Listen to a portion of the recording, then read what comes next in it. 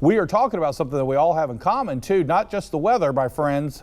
We also have the Formosan termite all in common. And if you have any type of wood in your house, which we all do, of course, even if you have a brick home, just because you have a brick home doesn't mean you're immune. Matt, we had this question come in via the old text message machine. Right. This is from a d'Iberville friend of the show. Yep. He said, we were talking about this. He said that this week alone, a termite company came out, said that they rebaited all the traps. He went and double checked behind them, and he took this little snap right here. He said any of the traps that were covered with dirt or leaves, and he said it was about 4 or 5 in his yard, they didn't touch at all, and he could clearly tell because the dirt hadn't been disturbed and the leaves. And when he called the company back, which is a local termite company, he said, I bet I know what they said.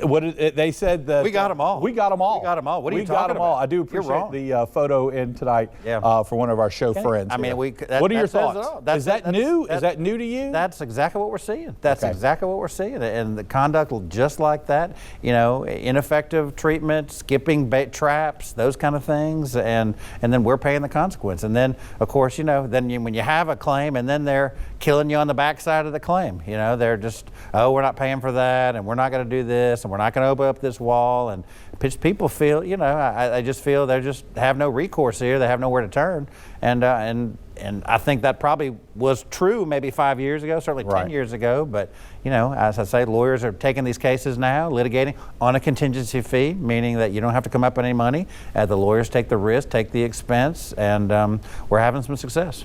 And Matt, it's one of these things where how would you go about this? This wouldn't be something you could do on your own. I mean, it would be very hard for you to sue a company, or is sue the right word, or to breach a contract or whatever? No, you're right, Kenny. I mean, you know, what we do is we have contractors that we like, that we send out, and they'll give an estimate of repair, make sure the repairs are done fully and completely. There's a claims process. Sometimes you have to deal with those arbitration provisions. Right. You know, those, you know, nobody does like those pre-printed contracts with the micro words. Oh yeah. You know, that who can 8-point font. Yeah. Can even see those? Nobody can see it. Let me just tell you, nothing in those little print is good for you. Okay, nothing is on your side. It's all on their side. Right. So we have to do some scrapping over the contract, you know, an arbitration, things like that. But once we get them into court, and then people see, you know, you show pictures like that, you find conduct like that, and people, rightfully so, get angry, as they should.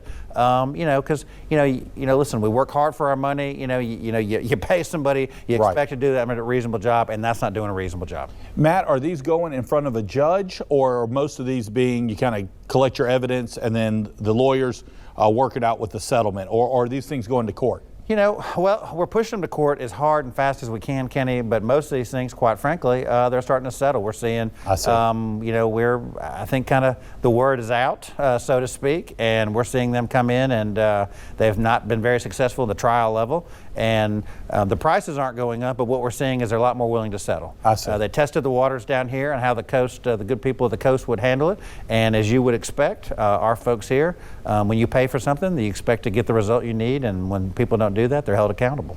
And Matt, you said it a minute ago, it is a valuable service, especially when you're building your home. The ideal scenario is you build a new home, you get the termite bond when you build the home, and then you renew it each year. It's the Formosan termite it's just part of our life down here. It's a valuable service. There are a lot of good people doing it right, but it feels a lot like when you're trying to fight some of these insurance companies. It sounds very similar. Well, and as we talked about tonight, the person that talked about their rates going up 150%. I mean, I feel we're all captive. I mean, who in their right mind here that puts all their money into their house, or so much money in their house, is going to say, I don't need termite coverage? Right. I mean, I've had a termite claim, Kenny. I don't know you have, but you know, other people in my family have, and so you have to get it. So it's not really an option to go without, and they seem to hold the cars. They seem to be able to raise the rates, you know, whenever they want to, and then lo and behold, when things do go poorly, you know, they're very, it's not our fault, or there are a lot of mumbo jumbo, a lot of reasons why